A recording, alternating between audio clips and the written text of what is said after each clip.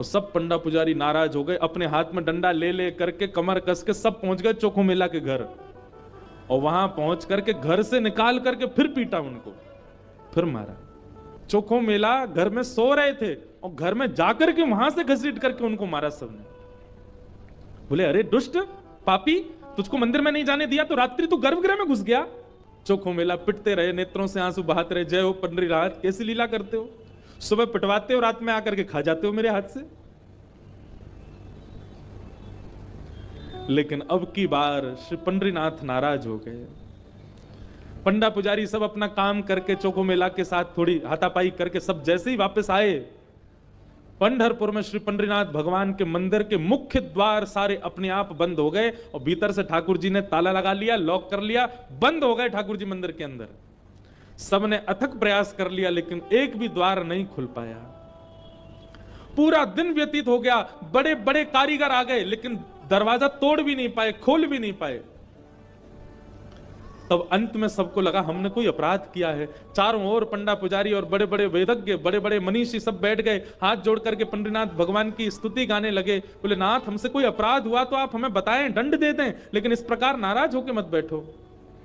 तभी मंदिर के भीतर से भगवान ने रुग्ण स्वर में, रोते हुए स्वर में भगवान की आवाज आई। बोले अरे तुम बनते हो बहुत बड़े विद्वान, बहुत बड़े मनीषी, बहुत बड़े ज्ञानी, बहुत बड़े जात पात के नियोजन करता, मेरे भक्त का अपमान करते हो, मेरे भक्त को मारते हो, मेरे भक्त के साथ दुराचार करते हो, नहीं देना मुझे किसी को दर्शन। और अब जब तक पृथ्वी है तब तक यह मंदिर बंद ही रहेगा, मैं भीतर ही रहूंगा। जो मेरे परम वैष्णव भक्त होंगे उनके लिए द्वार खुलेंगे, वो अंदर आएंगे, बाकी सब बाहर खड़े रहो। वैष्णवों ने प्रणाम करके कहा नाथ ऐसे नाराज मत होइए, आप बताइए हमसे क्या अपराध हो गया है, उसका प्रायश्चित कैसे होगा, कृपा करके बताओ। भगवान बोले मेरे चोखो मेला को जिस प्रकार तुम लोगों ने सबने जुट बना करके जाकर के उसको मारा है, अब तुम सभी वेदज्ञ, तुम सभी ब्राह्मण, तुम सभी श्रेष्ठ जन पाल की सजा के लेके जाओ और चोखो मेला को बिठा करके नाचते गाते उत्सव जैसे एक मेरी पाल की सवारी निकालते हो, ऐसे चोखो मेला की सवारी पूरे नगर में घुमाते हुए मेरे सामने लेकर के आओ, तब मेरे द्वार खुलेंगे, तब मैं तुमको क्षमा करूंगा, नहीं तो नहीं करूंगा। भगवान की आज्ञा मान करके गए और चोखो मेला जी को जाके प्रणाम किया। एक दिव्य सिंहासन से युक्त पालकी में चोखो मेला जी को विराजमान करके नाचते गाते हुए, आनंद करते हुए, उत्सव जैसे ठाकुर जी का उत्सव मनता उससे भी अधिक उत्सव मनाते हुए चोखो मेला को लेकर के आए।